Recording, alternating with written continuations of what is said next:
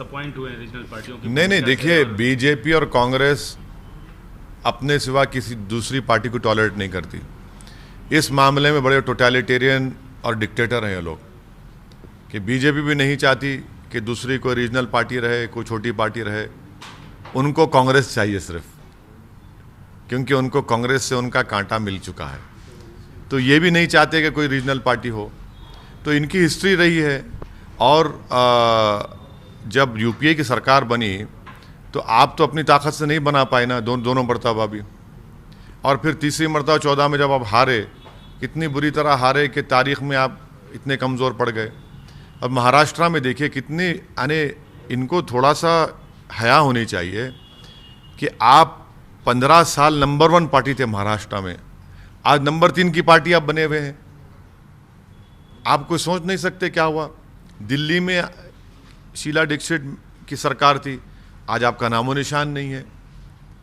हाँ, केरल में आप फिर से हार गए लेफ्ट के खिलाफ। तो ऐसे कई मिसालें हैं। यूपी में आप 2017 में इन दो नौजवानों को साथ पसंद है, बेचारा जो साथ लिया वो भी बर्बाद, आप भी बर्बाद। तो ये सब इनका मेंटालिटी ये है कि कोई पार्टी ना रहे बीजेपी और कांग्रेस की सिवा इन दोनों की। ये इनकी मेंटालिटी है। सर, हार्दिक पटेल मसले पे क्या बोल? हाँ, वो मुझसे पूछ के गया ना, पूछ के छोड़ा है कांग्रेस को। मैं गया था ना गुजरात, आप डाल देंगे मुझ पर इल्ज़ाम, बी टीम ए टीम। अरे वही तो हम कह रहे हैं कि इनके साथ जो लोग हैं वो छोड़ के जा रहे हैं। इनका वर्किंग प्रेसिडेंट छोड़ के गया। क्यों गया छोड़ के? ज्ञान नहीं दिए थे क्या उसको वो लोग? सर, ज्ञानवापी मस्जिद मामले में डीएम वाराणसी को निर्देश दिया गया है कि भाई उस जो भी वहाँ पे है उसको संरक्षित किया जाए। हालांकि आदेश कायम है कि हम नमाजी जाके नमाज कोर्ट के ऑर्डर में ये कहा गया कि मुसलमानों को रिलीजियस ऑब्जर्वेंस करने की पूरी इजाज़त है, और रिलीजियस ऑब्जर्वेंस में वज़ू भी शामिल है।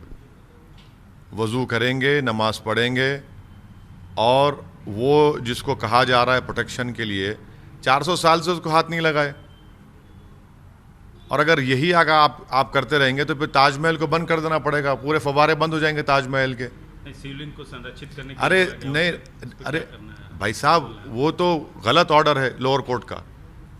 लोअर कोर्ट का ऑर्डर गलत है। हम उम्मीद करते हैं कि सुप्रीम कोर्ट जब कल इसकी सुनवाई करेगा तो कंप्लीट स्टे दे देगा लोअर कोर्ट के ऑर्डर पर, कंप्लीट स्टे दे देगा उस सर्वे के ऊपर, उस सब चीज़ों के ऊपर। तो शिवलिंग को संरक्षित होना अरे वो इम्प्यून ऑर्डर है, वो उसको शिवलिंग नहीं कहा सुप्रीम कोर्ट ने, इम्प्यून ऑर्डर कहा। वो चैलेंज हुआ है, आप क्यों उसको नाम दे रहे हैं इस तरह का?